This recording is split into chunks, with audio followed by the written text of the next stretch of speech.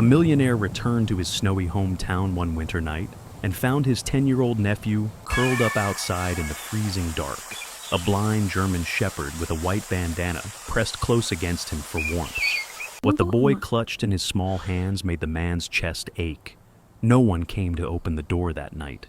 Where was the aunt who was meant to care for him? And why would the child, with that loyal dog always by his side, later speak a single sentence in court that made even the judge bow her head? The town of Maple Ridge in Colorado was a place winter claimed fully. Snow clung to every slanted rooftop, draped over pine branches until they bent low, and swirled in the narrow streets like a restless spirit. The air had that sharp, metallic taste of deep cold, the kind that stung the lungs if you breathed too quickly. On the far edge of town, where the frozen expanse of Lake Alder reflected the pale light of a half-hidden moon, a dark SUV crunched along the icy road. At the wheel sat Jonathan Reed. Jonathan was 45, tall, just over 6 feet, with a build that still carried the sturdy muscle of his younger years, though softened now by the comfort of wealth. His hair, once ink black, had given way to threads of silver at the temples. A short, neatly trimmed beard framed his angular face. People who had known him in his youth remembered him as a restless boy who wanted more than a small-town life. And he had found it, building a software empire in San Francisco and selling it for a fortune. But success hadn't erased the sharp edges in his character. It had, if anything, made him more deliberate, more patient. Life had taught him that some victories come in seconds, and others take years of waiting. In the passenger seat lay Shadow, a German shepherd unlike any other in Maple Ridge. He was 7 years old, his once keen amber eyes now clouded over, robbed of sight 2 winters ago, in an avalanche on the Rockies. Jonathan had been there, trapped under snow and ice, and it was Shadow's desperate digging and howling that brought the rescue team in time. The dog wore a white bandana tied neatly over his eyes, more to protect the sensitive tissue than for appearances. Without sight, Shadow navigated by sound and scent, his ears flicking at every change in the wind, his nose twitching like a radar. Loyal, calm, but with a fierce protective streak, he was as much a survivor as the man beside him. Jonathan hadn't set foot in Maple Ridge for over a decade. He had left chasing opportunity and returned now for reasons he didn't yet name aloud. Maybe it was the pull of home after too many years of noise. Maybe it was the memory of his sister Emily, gone 5 years now, her laugh still echoing in the quiet places of his mind. Emily had been the anchor, kind, a little stubborn, raising her only son Evan after her husband died in a car accident. When she passed, custody had gone to her closest living relative in town, Karen Hale, their widowed cousin. Karen was in her late 30s, short, with a curtain of dark blonde hair that always seemed freshly styled, and a smile she wielded like a business card. To strangers, she seemed competent, organized, even warm. But Jonathan had heard whispers. She liked her own life neat and undisturbed, and looking after a child was more of an obligation than a joy. It was late when Jonathan's SUV rolled into the familiar gravel driveway of the old Reed family cabin. The wooden siding was weathered now, and the porch light flickered weakly, as though uncertain it wanted to stay lit against the wind. Jonathan cut the engine. The only sounds were the ticking of cooling metal and the faint hiss of snow sliding off the roof. Shadow's ears pricked first, catching something Jonathan hadn't yet seen. Then Jonathan noticed it. A small figure hunched on the porch steps, knees pulled tight to his chest. The boy was bundled in a thin jacket that looked a size too small, snowflakes caught in his dark hair. In his gloved hands he held something, an old silver pocket watch, the one Jonathan's father had given him at 18. Jonathan remembered leaving it behind years ago, tucked in a drawer upstairs. He felt his stomach knot. Jonathan stepped out, the snow crunching under his boots. Evan? His voice was low, but carried in the cold. The boy's head lifted slowly. Evan Hale, 10 years old, had the pale, wind-chapped skin of someone who'd been outside too long. His eyes, gray like storm clouds, searched Jonathan's face as if unsure this wasn't some dream. "Uncle Jonathan?" His voice cracked, brittle as ice. Jonathan moved quickly, kneeling beside him. "What are you doing out here, kiddo? It's freezing." Evan's fingers tightened around the watch. I I was waiting. The door's locked. Aunt Karen went to dinner with Mark. She said she'd be back before it got too late. Jonathan frowned. Mark? Evan nodded. Her friend? He doesn't like kids much. The boy said it plainly, like it was a fact he'd learned to accept. She told me to be good, so I waited. But the key doesn't work anymore. Shadow nosed forward, pressing gently against Evan's arm. The boy's lips quirked in the faintest smile as his free hand found the dog's head. Hi, Shadow. Jonathan exhaled slowly. The cold was biting even through his coat. Evan must have been out here for hours. All right, we're not staying here tonight. He stood and helped the boy up, brushing snow from his shoulders. Come on, let's get you warm. As they walked to the SUV, Shadow kept pace on Evan's other side, as if guarding him from the dark. Jonathan opened the back door, letting Shadow jump in first, before settling Evan in with a heavy blanket from the trunk. The road away from the cabin wound past shuttered storefronts and dark houses. The town seemed smaller now, but the lake still glittered under the moonlight, its frozen surface like glass. Jonathan's new property sat on the far shore, a large cedar-shingled house he'd bought quietly last month, intending to restore it. Tonight, it would serve as a refuge. Inside, the warmth hit immediately. The living room smelled faintly of cedar and fresh paint. A stone fireplace took up one wall, though the hearth was empty for now. Jonathan led Evan to the couch, fetched a thick quilt, and started a fire while Shadow settled at the boy's feet. Jonathan studied him in the glow of the flames. Evan was thin, too thin for a boy his age. His hands were small, the nails chewed, but there was something steady in his gaze, even now, the same quiet resilience Emily had once carried. What's this? Jonathan asked, nodding at the watch still clutched in Evan's palm. Evan looked down at it. It was in the drawer upstairs. I liked having it. It ticks, makes me feel like time is still moving, even when it's quiet. Jonathan felt a lump in his throat. It was my father's. He gave it to me when I left for college. I think he'd like you having it now. Evan's smile was small but real. Thanks, Uncle Jonathan. They ate a late dinner, grilled cheese sandwiches and tomato soup, the simplest thing Jonathan could make without thinking. Evan ate slowly at first, then with the sudden hunger of someone who wasn't sure when the next meal might come. Shadow lay beside the couch, one ear flicking whenever the boy moved. When the plates were cleared, Jonathan crouched in front of him. Evan, from now on, if you ever find yourself locked out, you come straight here. No waiting in the cold, you hear me? Evan nodded. Okay. Jonathan leaned back, glancing at the fire. Outside, the wind picked up, rattling the windows. Inside, the warmth spread, settling into the bones. He didn't know yet what tomorrow would bring, what Karen would say, what Mark would do. But tonight, Evan was safe, and Shadow was here. That was enough for now. Morning at the lake house broke slow and pale. The sun was little more than a smudge behind thick clouds, and the frozen surface of Lake Alder stretched out like dull silver, rimmed with a crust of wind-blown snow. Inside, the cedar walls gave off a faint, warm scent. Jonathan Reed stood in the kitchen, sleeves rolled up, making scrambled eggs while the smell of coffee drifted through the open space.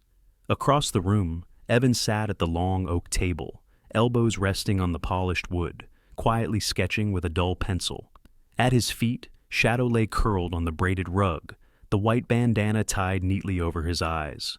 The dog's ears twitched constantly, adjusting like weather vanes to every creak of the house. Jonathan placed a plate in front of Evan. Eat up. You've got that look that says you skipped more than a few breakfasts. Evan smiled faintly but didn't deny it. As he picked up his fork, Shadow lifted his head, nostrils flaring. The big shepherd rose to his paws and padded toward Evan, his nose hovering near the boy's jacket, which hung on the back of the chair. Then, without warning, Shadow let out a low, rumbling growl. Jonathan's brows drew together. He reached for the jacket, flipping it over in his hands. What's got into you, boy? Shadow's nose pressed against the fabric again, his body taut, tail stiff, the growl deepening for a second before subsiding into a wary whine. Evan's fork froze midway to his mouth. It's probably... Mark's jacket brushed mine when we were at the diner last day, he said quietly. He doesn't like dogs either. Always tells Aunt Karen to keep me and any pets away. Jonathan folded the jacket neatly, but his eyes didn't leave Evan's. And when he says, keep you away, what does that mean exactly? Evan hesitated, glancing at Shadow as if drawing courage from the dog's steady presence. Sometimes he tells Aunt Karen to make me play in the shed out back. Says I'm too noisy when they have company. His voice was matter of fact, but the faintest tremor ran beneath it. The shed's cold. There's a little space heater, but it doesn't always work. Jonathan's jaw tightened. He slid the jacket onto a chair and moved to refill Shadow's water bowl, buying himself a moment before he said anything he'd regret. All right, that's not going to happen again. You hear me?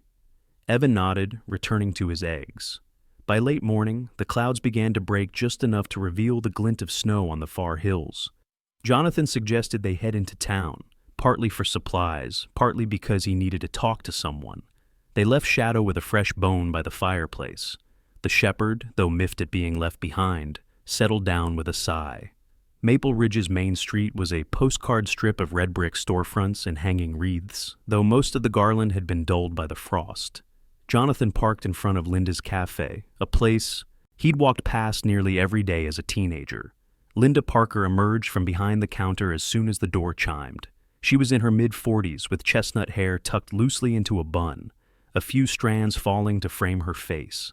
A navy cardigan hung over her shoulders, and her warm brown eyes lit up when she saw him. Linda had always been grounded, calm, deliberate, with a patience honed by years of running the cafe solo after her husband left unexpectedly a decade ago. That betrayal had made her wary of charm, but fiercely loyal to those she trusted. Well, if it isn't Jonathan Reed, she said, a smile tugging at her lips. I heard a rumor you were back, but I didn't believe it until now.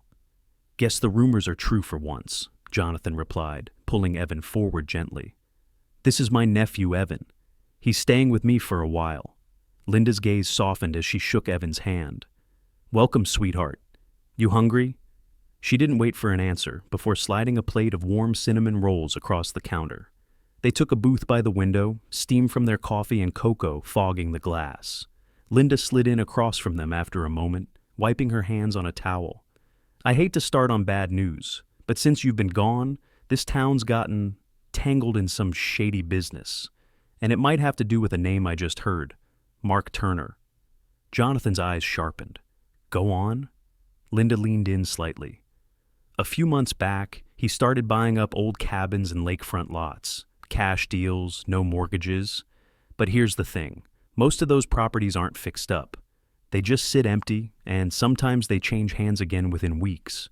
Folks have been whispering he's using other people's names, girlfriends, business partners, to shuffle money through real estate. Jonathan glanced at Evan, who had gone quiet, focused on tearing his cinnamon roll into neat pieces. I've had 2 different regulars complain about getting burned on deals with him, Linda continued. They never could prove anything, but one of them said the contracts were all in his girlfriend's name, not his. Convenient, huh? She sipped her coffee, eyes steady on Jonathan's. If Karen's mixed up in that, even accidentally, it's trouble. Jonathan nodded slowly. I appreciate the heads up. I don't want Evan anywhere near that kind of mess. Linda reached across the table, resting her hand briefly over his. Then keep him close, John. This town can feel small, but trouble here spreads fast. The bell over the door chimed as another customer came in, and Linda excused herself. Jonathan finished his coffee in silence, watching Evan lick cocoa foam from his upper lip. The boy looked younger in that moment, the weight on his shoulders almost invisible. They stepped back into the brittle cold, Jonathan tucking his scarf tighter. On the drive back to the lake house, Evan dozed. In the passenger seat, the rhythm of the road easing him into sleep. Jonathan kept one hand on the wheel, the other drumming lightly against his thigh, mind circling Linda's words. Mark Turner wasn't just a bad influence. He might be dangerous in ways Karen couldn't see or refused to. When they returned, Shadow was at the door before they even stepped inside, tail wagging, but nose working overtime. The shepherd sniffed Evan from head to toe, as if to confirm the boy was unharmed, then settled beside him protectively. Jonathan crouched, scratching behind the dog's ears. You were right about that smell, boy. I should have trusted your instincts from the start. The fire crackled in the hearth, throwing shadows across the room. Jonathan glanced between the boy and the dog, both watching him expectantly. Outside, the lake was a sheet of white under the dimming sky, But in here, the air was warm and still. He didn't yet know how deep Mark's dealings went, but one thing was certain. Whatever came next, he would be ready for it. The next morning at the lake house carried the smell of wood smoke and the faint sweetness of pancakes Jonathan had made for Evan before the boy left for school.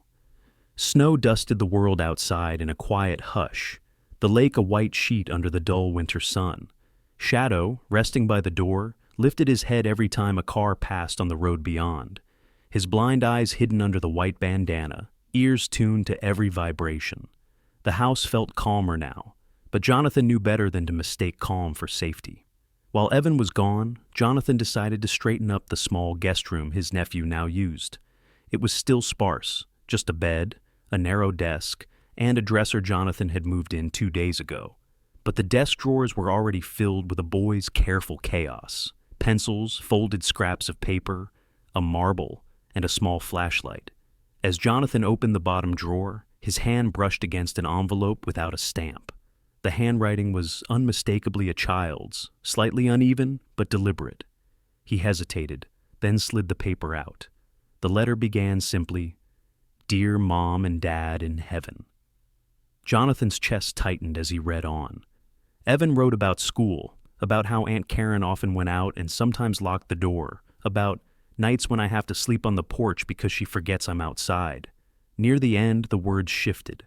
I feel safe only when I'm with Uncle Jonathan and Shadow. Shadow listens, even when no one else does.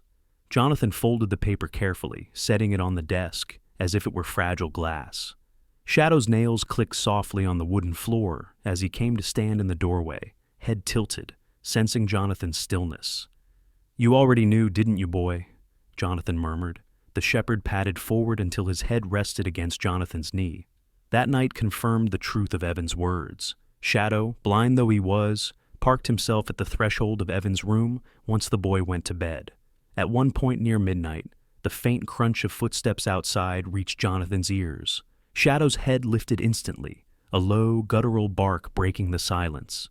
Jonathan checked the porch. No one was there, just the wind playing tricks with the snow.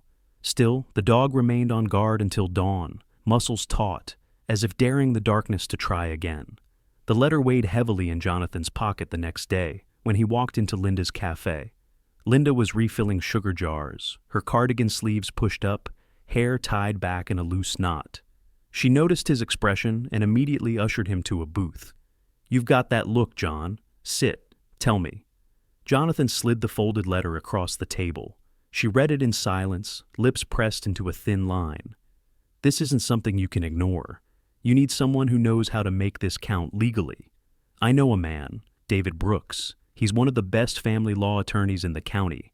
Mid-50s, tall, looks like he belongs. Sees in a library more than a courtroom, but don't let that fool you. He's been fighting for kids in bad custody cases for over 20 years. Lost his sister in a similar mess when he was younger. And I think that's why he's so relentless now. She scribbled a number and address on a napkin. Call him today. Don't wait. Jonathan called before lunch. David's voice on the other end was deep and steady, with a precision that suggested he chose every word with care. They arranged to meet that afternoon at his office above the town's post office. The office smelled faintly of paper and polished wood. Shelves lined the walls, crammed with binders and books. David Brooks himself stood to greet him. Tall and lean, hair more silver than brown, dressed in a dark gray suit with a navy tie. His handshake was firm, but not aggressive, his eyes sharp behind rectangular glasses. Jonathan handed him the letter first. David read it, then looked up. This is strong emotional evidence. Judges take a child's own words seriously, especially when they show patterns of neglect.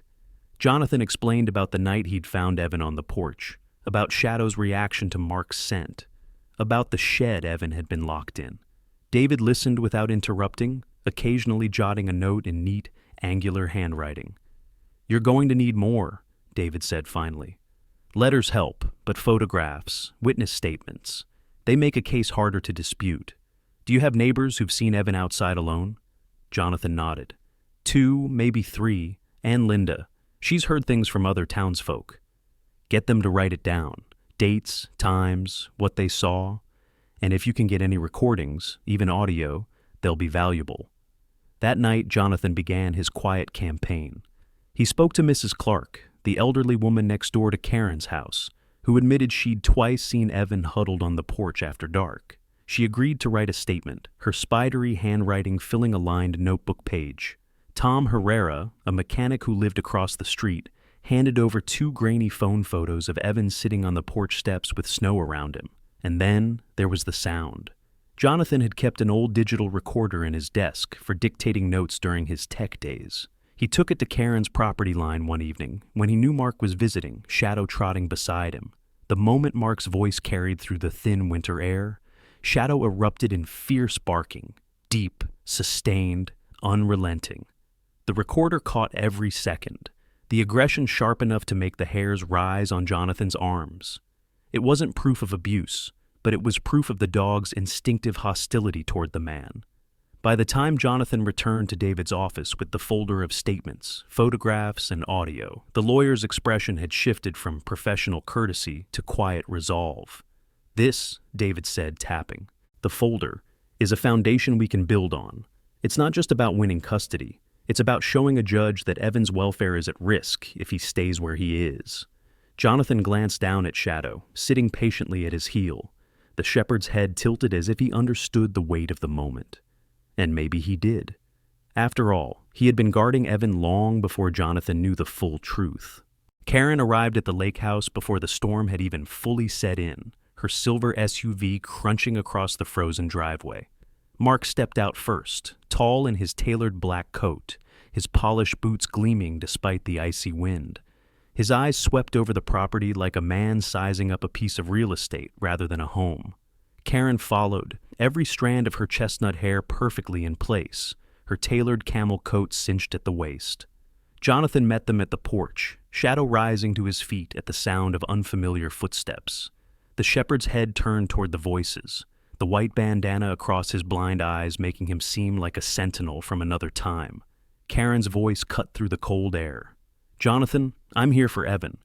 You've had your fun playing uncle, but I'm his legal guardian. He lives with me. From now on, you are not to see him. No visits, no calls, nothing, unless I say so." Evan, who had been reading on the couch, appeared at the doorway.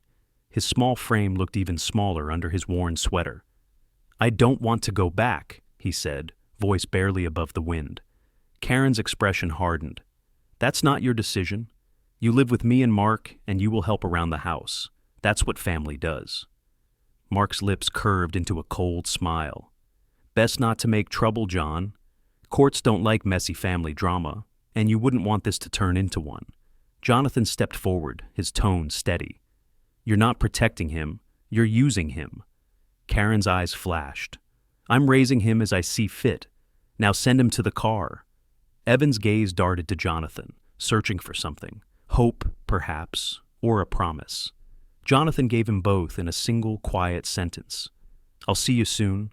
Karen took him by the shoulder and led him to the SUV. Shadow barked once, the sound sharp and cutting, echoing down the drive long after the car pulled away. Hours later, the storm came. Snow began to fall in thick, wet flakes that clung to every branch and fence post. By evening, the sky had turned to lead, the wind carrying a whistle that found its way through every seam of the lake house. Jonathan sat by the fire, uneasy. Shadow lifted his head suddenly, ears pricked, a low whine slipping from his throat. Jonathan's chest tightened. "You feel it too, don't you?" He grabbed his coat and boots, and they headed for the SUV. The drive was slow, the road coated in fresh snow. When they reached Karen's street, the driveway was empty. No Karen, no Mark. The porch light glowed faintly, but the house itself was dark.